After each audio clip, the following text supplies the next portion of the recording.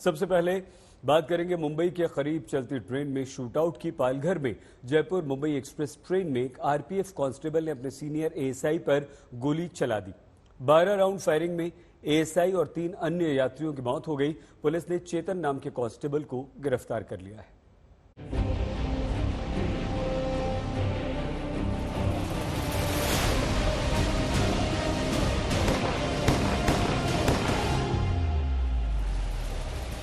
तारीख 31 जुलाई 2023, वक्त सुबह करीब 5:20। जगह मुंबई से करीब 100 किलोमीटर दूर पालघर और दहिसर के बीच।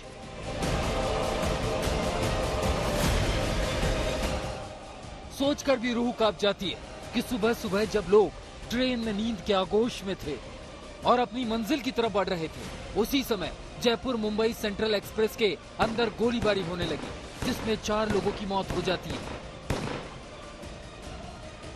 जब आज सुबह जयपुर से मुंबई जाने वाली सुपरफास्ट एक्सप्रेस ट्रेन में आरपीएफ के जवान ने सीनियर से विवाद के बाद गोलियां बरसाई, जिसमें 3 यात्रियों समेत 4 लोगों की मौत हो गई। गोलियों के निशान ट्रेन के कोच पर साफ देखे जा सकते हैं। कोच के अंदर कत्लेआम के बाद ट्रेन में अफरा तफरी मच गई। हम इस वक्त उसी ट्रेन के बोगी के पास पहुंच गए हैं जहां पर जिस बोगी में यह घटना हुई थी। जैसा कि आप देख सकते हैं, यही वो दरवाजा है। यहाँ पर आप साफ तौर पर देख सकते हैं, ये गोली का निशान है। जो एक कांस्टेबल ने जो गोली चलाई थी, एक मिसफायर हो गई थी और जो इस दरवाजे पर आके लगी थी, ये वो गोली के निशान है, जैसा कि आप देख सकते हैं। और ये वो बोगी है जिसमें ये घटना घटी थी। यहीं पर वो सारा हादसा जो है वो हुआ। ये दोनों जो है मुंबई ऑफिशियल काम के लिए आ रहे थे, दोनों के पास सर्विस वेपन थे और साथ ही जो अन्य यात्री थे वो भी यहीं पर बैठे हुए थे। जो अन्य 3 यात्री इस हादसे में जिनकी मृत्यु हुई है, वो भी इसी बोगी में बैठे हुए थे। इस ट्रेन के शीशे को देखिए, ये गवाह है उस गोलीकांड का जो इसी बोगी में हुआ। पालघर में बोरीवली मीरा रोड स्टेशन के बीच जयपुर मुंबई सेंट्रल एक्सप्रेस के B5 कोच में फायरिंग हुई।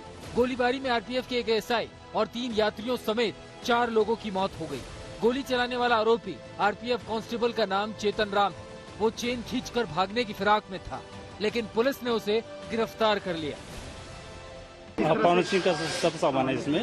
ओके। और पंचनामा एक करके उसको पैक करते हैं। ओके। तो ये यहाँ पेंट्री में यहाँ पे भी गोली चली है क्या? क्योंकि यहाँ पे भी इसके बारे में हमको पता नहीं। बताया जा रहा है कि आरोपी कांस्टेबल ने ट्रेन के अंदर करीब 12 राउंड फायरिंग की। पुलिस ये जानने की कोशिश कर रही है कि इस यात्रा के दौरान ऐसा क्या हुआ कि उस कांस्टेबल ने फायरिंग कर दी, जिसमें 4 लोगों की मौत हो गई, जिसमें से एक जो है वो उसका ही साथी था। एक एएसआई जो उसके साथी काम करते थे, उनको भी गोली लगी और उनकी भी जगह पर ही मृत्यु हो गई है। पुलिस इन सबकी जानकारी जो है वो जुटाने की कोशिश कर रही है और इसीलिए पुलिस जो है वो अब थोड़ी ही देर में जो आरोपी है उसको कोर्ट में प्रोड्यूस करेगी और उसकी पुलिस कस्टडी की मांग करेगी, जिसकी वजह से ये उनकी जो छानबीन है वो और भी आगे बढ़ सके और भी जो उनका कंक्लूजन है वो पुख्ता हो सके। ट्रेन के अंदर जिन यात्रियों ने इस मंजर को देखा, वो इसे लंबे समय तक नहीं भूल पाएंगे। बॉडी पड़ी थी पेंट्री कार में बॉडी पड़ी थी, इसलिए हमको मालूम हो गया था हम लोगों को। गोलीकांड के बाद इस पर सियासत भी शुरू हो गई। इसलिए किया है अपने को कुछ मालूम नहीं है। मैं तो ट्रेन में नहीं थी, लेकिन अभी ये घटना कैसी हुई, क्या हुई, वहाँ जो 4 जन मर गए हैं वो कहाँ के थे, उनके लिए हम लोग क्या मदद कर सकते हैं, उनके फैमिली के लिए जो घटना घड़ी वो बहुत दुख की बात है। लेकिन ऐसा प्रकार क्यों हुआ, इसके लिए हमारे सभी नेता हमारे मंत्री महोदय इसकी जांच के लिए तैयार है और तुरंत ही पहुँच जाएंगे। ट्रेन के अंदर गोलीबारी के बाद से यात्रियों में खौफ देखा जा रहा है, लेकिन जिन 3 यात्रियों की मौत हो गई, उन्होंने सोचा भी नहीं होगा कि ये सफर उनकी अंतिम यात्रा साबित होगा।